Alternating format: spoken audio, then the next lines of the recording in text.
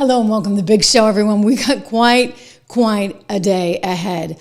First of all, Letitia James, she's even made the Wall Street Journal right now. I got to tell you, and the Wall Street Journal is picking up on this, and it's not just little old Trish Regan over here.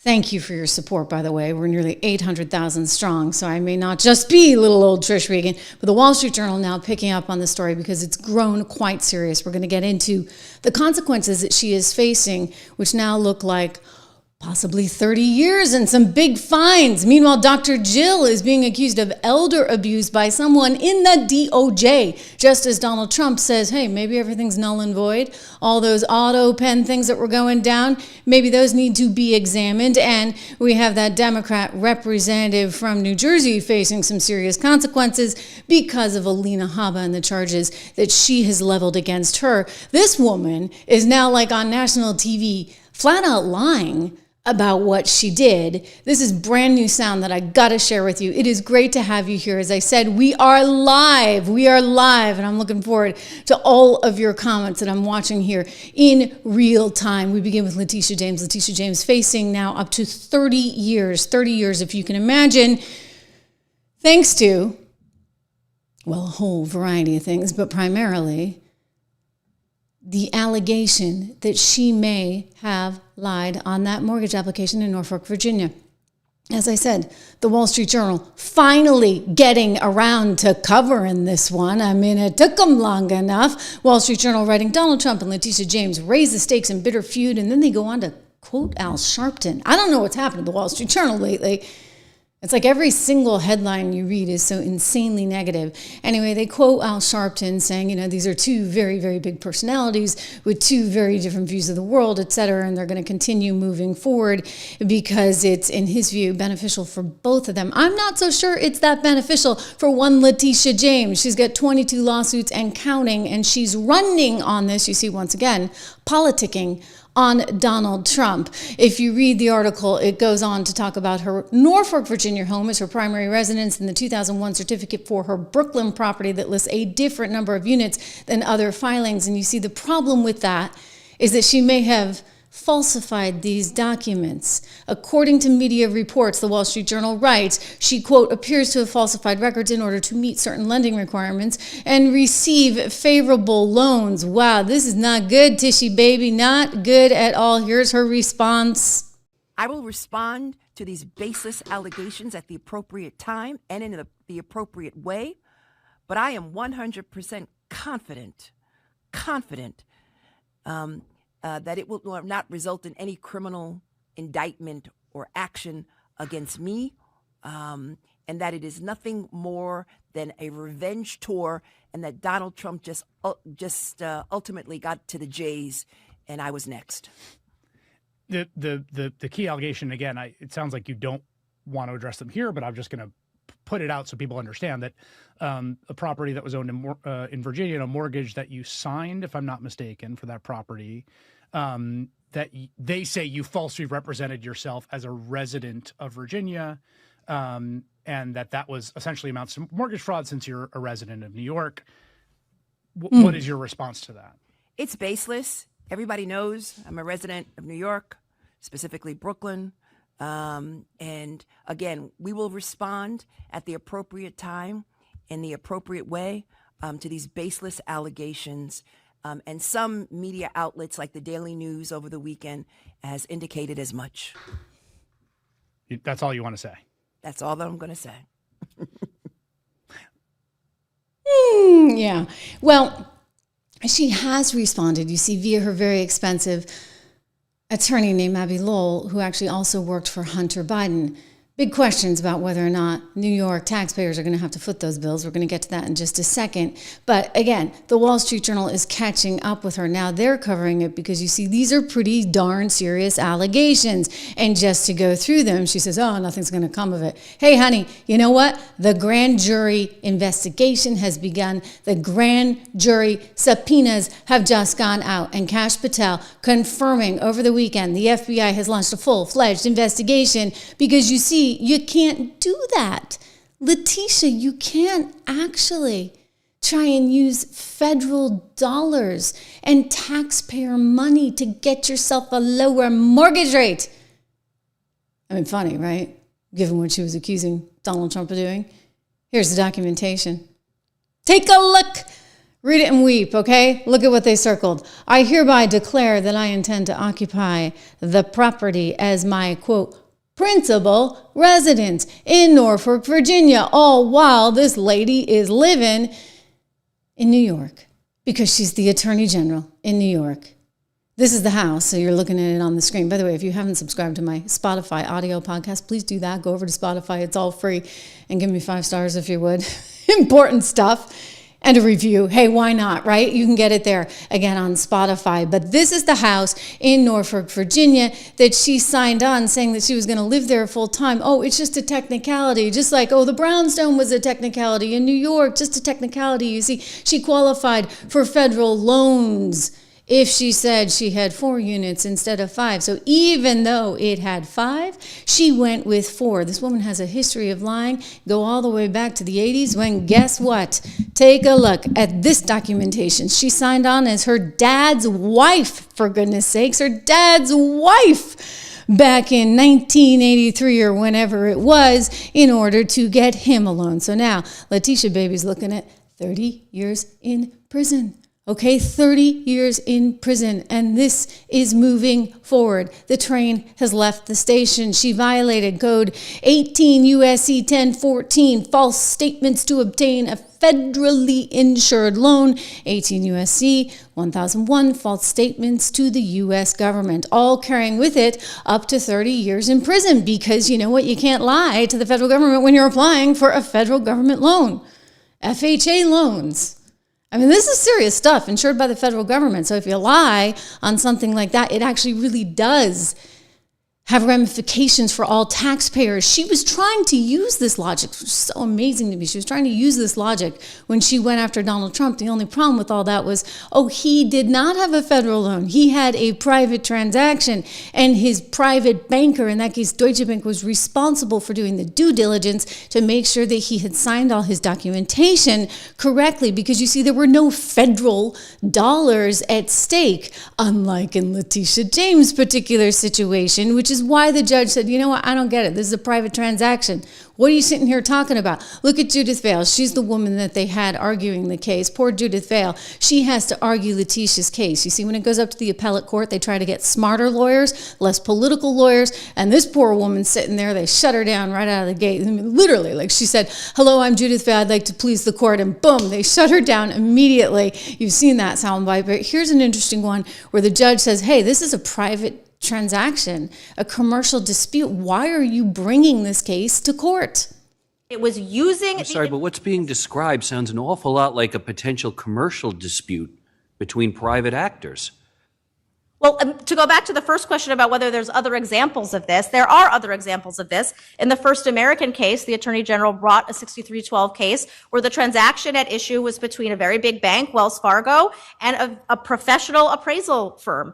But it wasn't wasn't the concern there that the public would ultimately be negatively impacted and affected by what those corporate actors were doing? And that concern is here as well, because when you have hidden risks getting injected into the market, that hurts the market and honest participants in the market.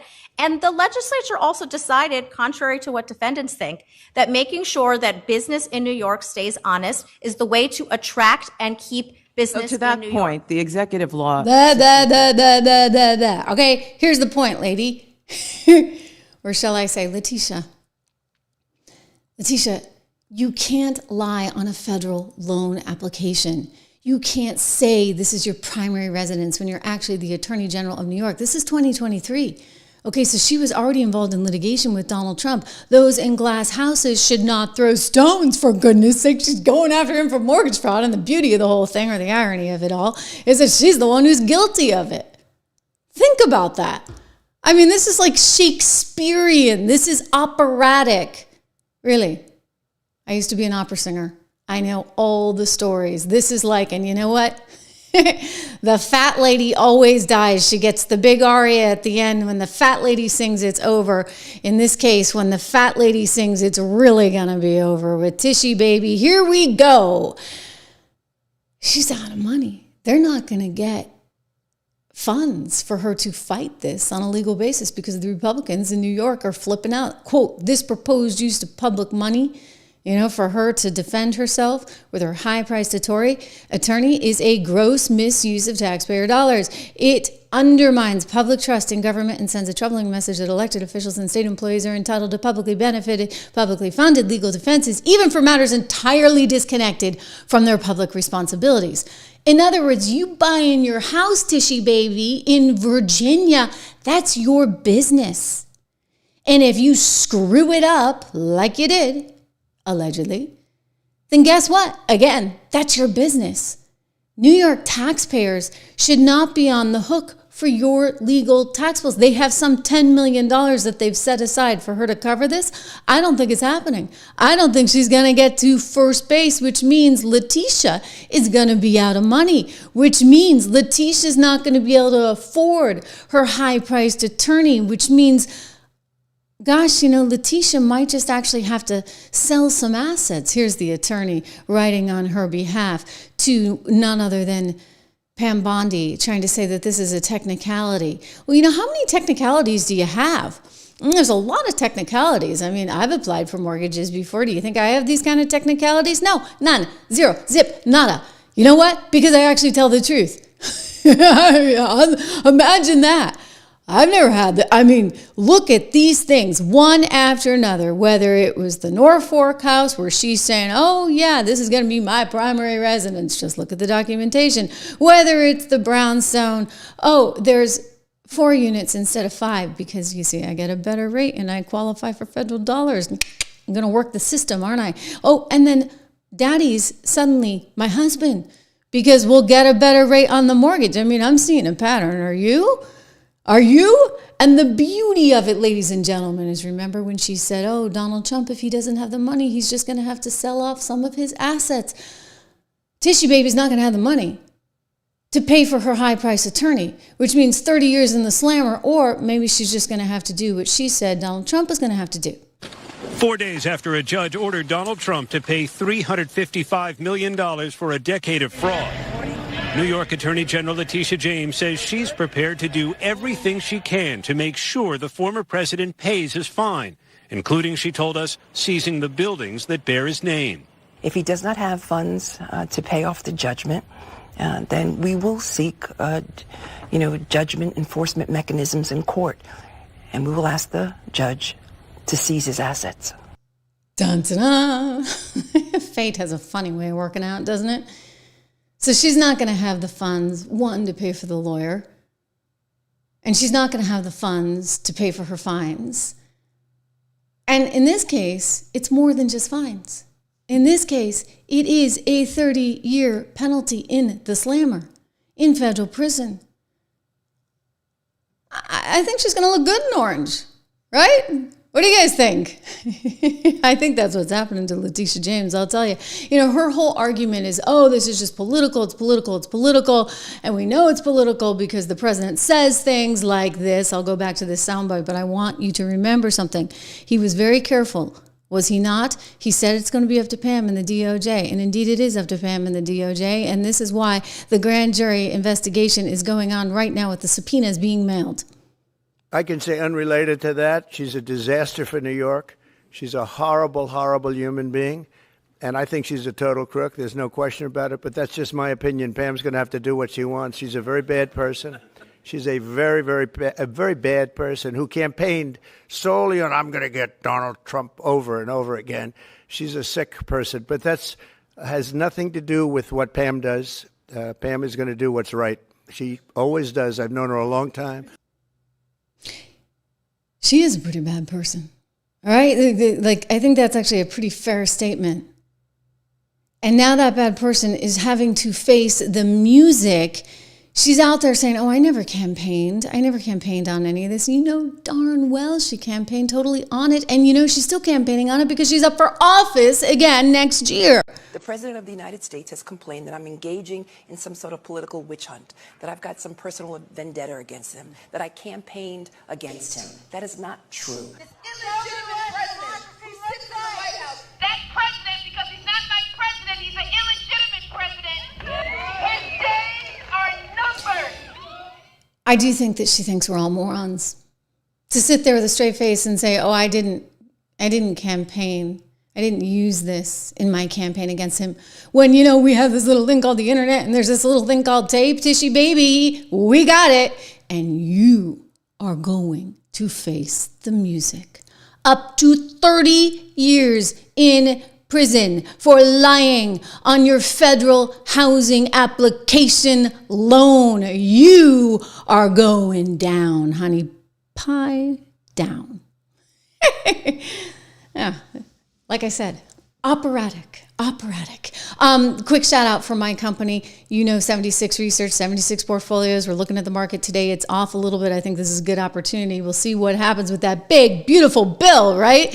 That's all coming down the pipeline. But go take a look. 76portfolios.com. I'm telling you, the income builder is a great one, especially for those of you that want to make sure that you're going to be able to retire someday, right? That would be nice to be able to retire one day. And this is a dividend stock portfolio. And what they knew when they knew it, and whether or not there was some kind of elder abuse involved. This is a pretty big deal, I should say. Trump is accusing Biden allies of not telling the truth when it came to the mental decline, shall we say, of one Joe Biden. And he's actually bringing up the issue of whether or not all those orders that went in, whether they could really be null and void, because who the heck was the autopen? Watch how this is going to progress. Ladies and gentlemen, he is planting the seed. Okay, he's planting the seed. If Biden wasn't signing all those orders, who was? And therefore, are those orders actually even real in any way, shape, or form? Watch. Look, it's a very sad thing what happened, but we're going to start looking into this whole thing with who signed this legislation. Who signed legislation opening our border? I don't think he knew. I said there's nobody that could want an open border. Nobody. And now I find out that it wasn't him. He auto-penned it. Who was operating the autopen? This is a very serious thing. We had a president that didn't sign anything. He autopenned almost everything. He opened the borders of the United States of America. And I kept saying, who would do such a thing? Allowing criminals to pour in from all over the world, not just South America, all over the world. They came in from Africa. They came in from Asia. They came from the Congo. The prisons in the Congo in Africa, these are rough people. The prisons from the Congo are empty. You know where they are? They're in this country. Who would sign this? Nobody would sign it. No sane person would sign it. You know who signed it? Radical left lunatics that were running our country, and the autopen signed it. And they didn't want him, and they were disappointed in getting him because they wanted Bernie Sanders. And then after about 2 weeks, they said, wait a minute, this is a gift. He'll do anything. We're going to use the autopen. And they used the autopen and everything. He didn't approve this. Okay, so think about this, like the significance of it from a legal perspective. If this all comes out that Biden had no clue what was going on, everything was on autopen, we got to figure out who was actually doing all this, then the person or persons that were not elected were actually the ones in charge, and therefore could you have a reversal of so many of these things? It's coming up. And not only is that coming up, you know what else is coming up? Whether or not Dr. Jill should be investigated for elder abuse. Big story right now because my friend Leo Terrell, whom I used to work with at Fox, he's now over at DOJ, he actually put this out yesterday on Twitter, accusing Dr. Jill Biden of elder abuse. As we learn about more and more details about Biden's decline, I mean, now, of course, being diagnosed with prostate cancer in a very advanced form, if this health decline was going on and she knew about it, why did she keep having him go through the motions, right? This is what Leo's asking. Quote, she knew about President Biden's health problems, but she still wanted him to run for president. Evil, he said. And he said that she should be investigated for elder abuse. He is now, of course, as I said, part of the DOJ. He is a senior counsel to the Assistant Attorney General, former Fox News contributor. He's saying this is a bad thing, right? I mean, because elder abuse, he writes, is a form of domestic violence. And Dr. Jill Biden has a lot of explaining to do in terms of her part in defrauding the American people and taxpayers, he wrote. or rather somebody wrote in response. Somebody else writing, I would never wish Joe Biden physical harm despite my personal political views. Too bad his own family compromised his well-being. You know, of course, that Jill Biden has been the recipient of so much criticism on many shows, including this one right here. I think we equated her with kind of a Lady Macbeth, right? Because at some point you're like, honey, like your husband really should not be running, and he can't be running, and it's actually really cruel and unusual punishment to be putting him out there, trying to have him run. But here's what's interesting. Already you see the media trying to coalesce around this idea that, oh, Joe Biden was great, like he didn't do anything wrong, so therefore who cares about the autopen? We got to keep all the autopen up and running, right? Whoopi Goldberg effectively saying as much on yesterday's edition of The View. Trust issue with there the has voter. Always been a mass trust issue because politicians, media, nobody does what they're supposed to do. Now, I say, for me, listen, he's 83, so he's a little stumbly, he's a little rumbly. I can't point to anything that he's done as that he did. No, that he's running for his next 4 years. But I'm saying, I want, not you, but I want somebody to tell me, well, when did you know it was bad? If you knew, why did you wait? Yeah. So okay, she's like all over the place. Whoopi Goldberg, there's a lot going on in that little head of hers.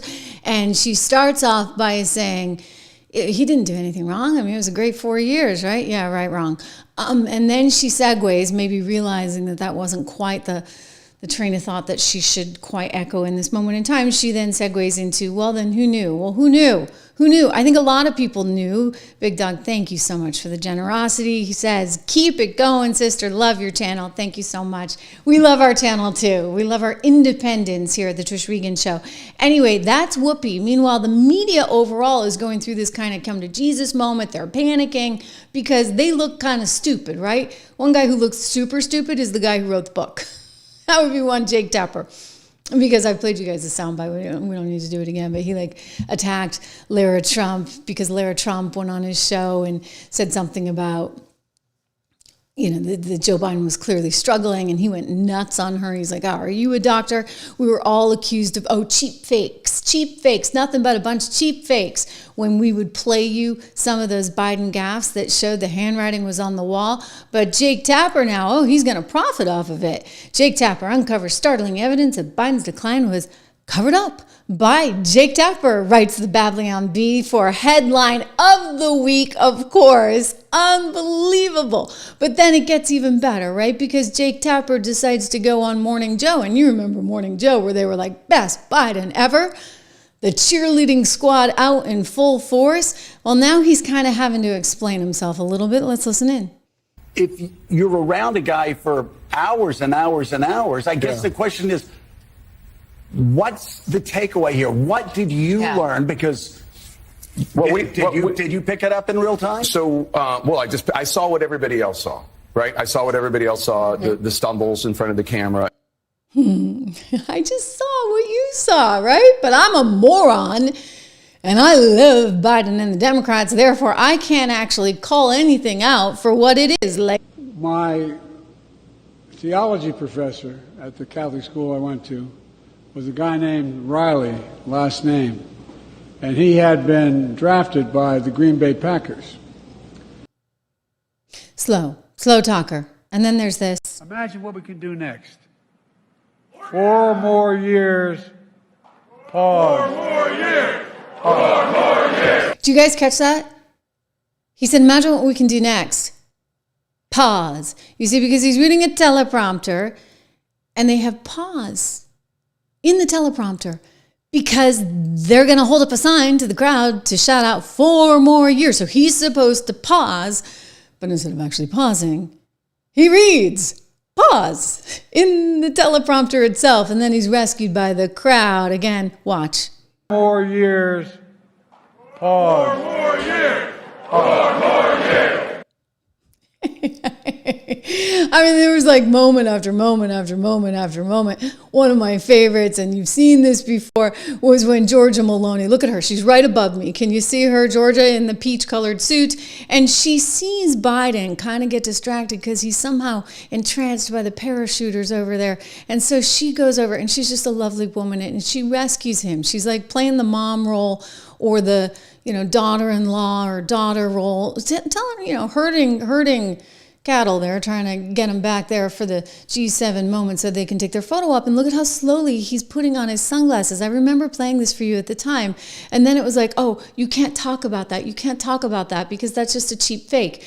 You had KJP like the next day coming out and slamming so many members of the conservative media saying that we were the problem.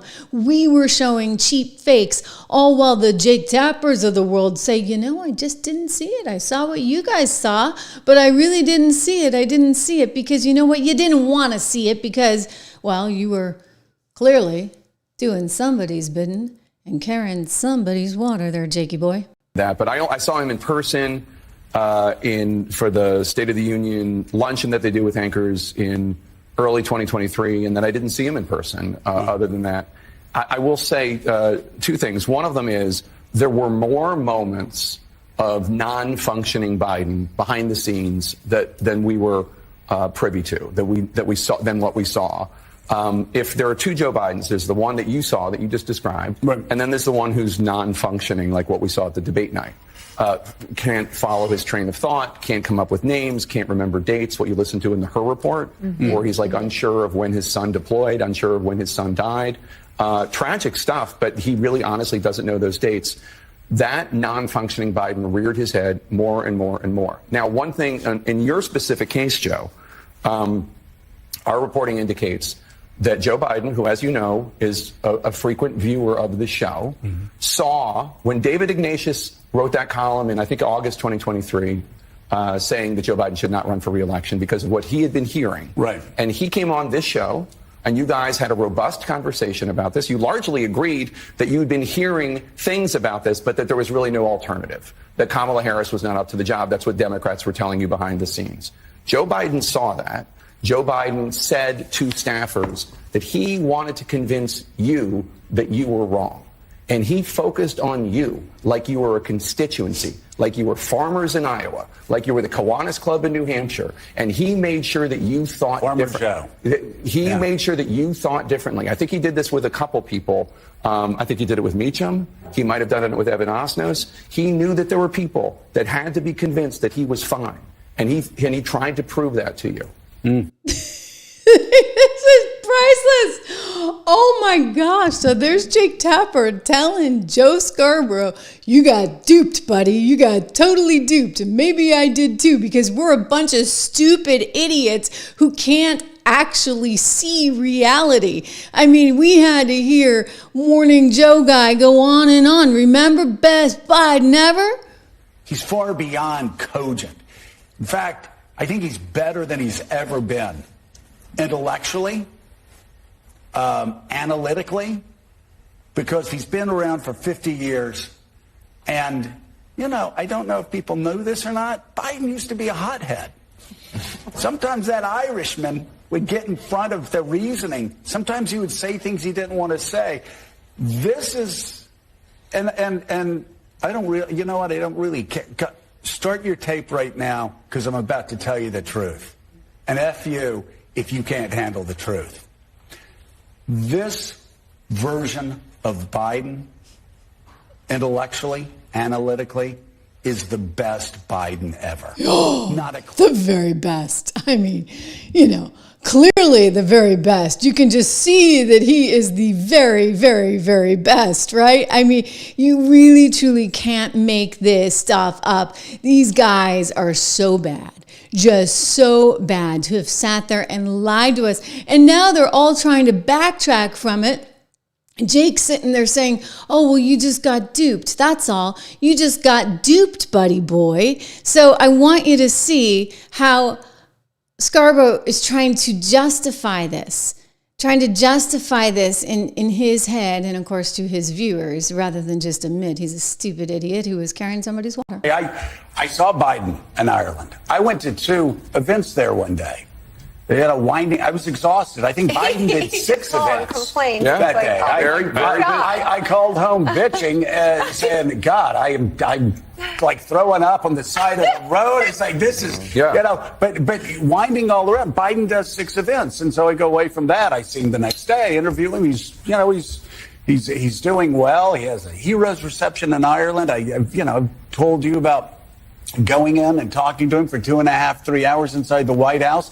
Far beyond cogent. I mean, really has a grasp of international politics in a way that only somebody who's been doing it since he was 29 years old. Sure. We get phone calls at home where the guy is like pounding me because of op-eds that I wrote, et cetera, et cetera. So, I said that this was Biden at his best. Sure. That's what I saw. That's what other people saw. I was obviously wrong. So I'm not sure what my takeaway is here. I'll tell you what your takeaway should be. You chose to ignore reality. That you were part of the cover-up. That it was so important to you that Donald Trump lose, that you were willing to say whatever, do whatever, think whatever. I think you knew you were lying. But we'll go with the idea that you're stupid and you got duped, Joey boy.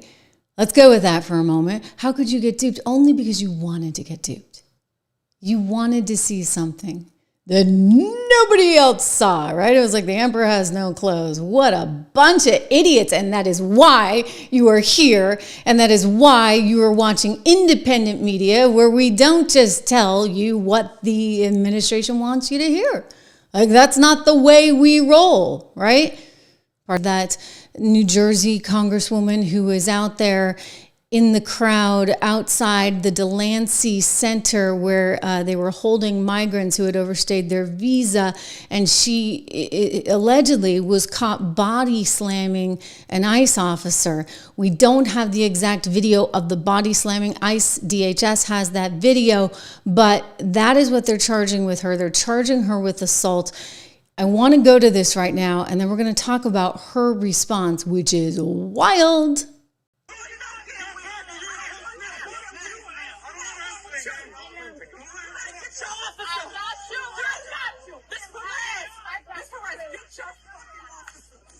She's the one in red.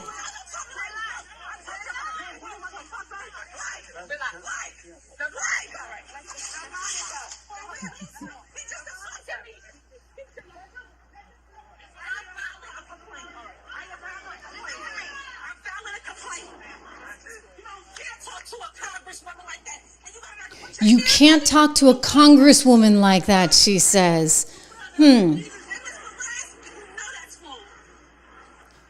You can't talk to a congresswoman like that because apparently congresswomen are super special. Well, Donald Trump's not having it. He says, no way, they are not any more special than anyone else. And guess what, ladies and gentlemen? That kind of crap, his words, not mine, it stops here and now. Oh, give me a break. Did you see her? She was out of control. Did you those days are over. The days of woke. No, I didn't. The days of woke are over. That woman, I have no idea who she is. That woman was out of control. She was shoving federal agents. She was out of control. The days of that crap are over in this country. We're going to have law and order. Yeah. Monica, this is going to be a problem for you. As you guys know, Alina Habba came forward and charged LaMonica McIver with assault, with impediment. Here's the formal letter. You know, she gave her every opportunity to actually apologize, say she was sorry. She let the Newark mayor off, by the way.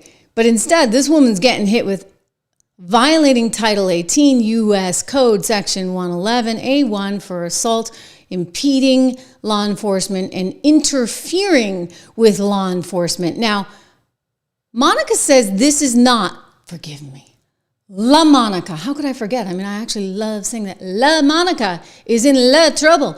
She is saying, oh no, I didn't do anything wrong. And she's been making the rounds. We saw her on CNN, and now she had to drop by MSNBC, I know you guys call it something else, to say, oh, this isn't my fault. I don't know why Alina Habba would be hitting me with any of this. Let's take a look. You were charged by Alina Habba. I just gave a little bit of an overview, though. There, she has quite a history. Do you think you would have been charged if it had been any other U.S. attorney in this role? I mean, I don't think so. I mean, I don't want to speculate. I mean, I think anyone that Trump, promotes or appoints, I mean, I think they've been problematic from every department you can think of. So I wouldn't say it wouldn't happen, but it's crazy because there's so many other crimes and things to be focused on, and definitely not to be focused on a congresswoman or Congress members who were there just to do an oversight visit. We were not there to bust detainees out of prison. We've heard that come out from the DOJ. We were there for an oversight visit. I find that amazing. Like, how does an oversight visit look like that? She's in the red, pushing up against the officers. I mean, how is that a normal oversight visit? And we should change this to say Representative LaMonica McIver charged. Right? I mean, that does not look like a simple oversight visit to me. I mean, I'm just saying, maybe I'm a little bit simple, but in the world in which I come from, one does not actually behave like that or do those things, okay, LaMonica? Oh, and it gets better, guys. It gets better because she's got more that she wants to add to her defense. I think there are so many other important things for Alina to be focused on that she should be focused on rather than trying to stop, Congress members from doing their jobs. No question about it. Lots happening in every state. No question about it. Oh, Peppermint Patty agrees that Alina Habba should not be doing anything when that kind of ruckus breaks out at the Delancey Detainment Center? Like, you're just supposed to ignore that? I'm going to go back to Trump, who's like, nah. That woman was out of control. She was shoving federal agents. She was out of control. The days of that crap are over in this country. We're going to have law and order. Okay. And part of having law and order means that when you violate Title 18, U.S. Section 111A1 for, assaulting a federal officer, for impeding a federal officer, and for interfering with law enforcement, then you know what? You're going to pay the price. And actually, she could face up to, ladies and gentlemen, up to 7 years in prison for this one. So this is like kind of a serious deal. The reason she said she wouldn't actually sit down with Alina Habba and agree to anything the way the New York mayor did was she said, well, she wanted me to admit to impediment. And then all this could have gone away. I think Alina actually offered an olive branch. Alina's like, okay, just admit what you did, say you were wrong, and we'll all have it go away. But she refused to do that because apparently she doesn't know right from wrong. She doesn't understand that when you force yourself upon someone, and again, we don't have the footage they're talking about with the original DHS total body slamming, but we saw some stuff, right? And we can see it again. She said, no, she wanted me to admit to impediment, and I'm not going to do that. Well, Habba said you had declined every opportunity to come to a resolution. You said they wanted you to admit to something you didn't do. What did they want you to admit to? I mean, there was a lot. We've had a week of back and forth with them, and I will say that I did not waver. I showed up there to do my job, and she wanted me to admit to doing things, all of these different lists of things that she said that I did. Like what? I mean, from things of impeding, there were some other things in there that she put in there, but I can't remember exactly what it was. But she wanted me to admit to these things, sign an agreement to them. And I'm not doing that, because it's not true. And there was a lot of back and forth and just tenseness, all week from her and from her office.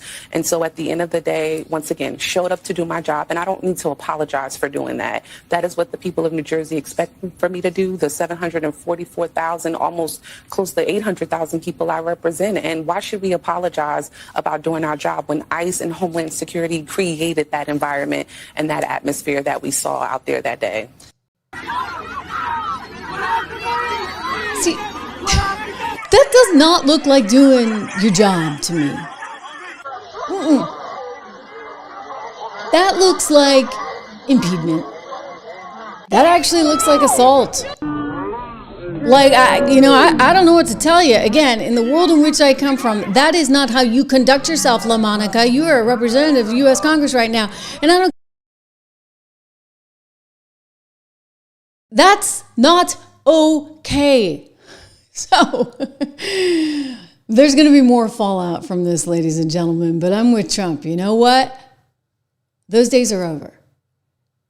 We don't need that kind of disrespect for law enforcement, no matter what. AOC's all worked up about it.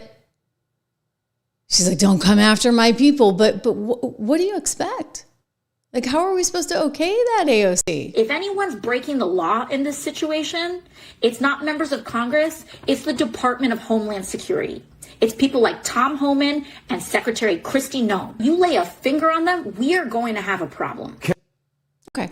Well, first of all, you can't intimidate. They're laying a finger on him.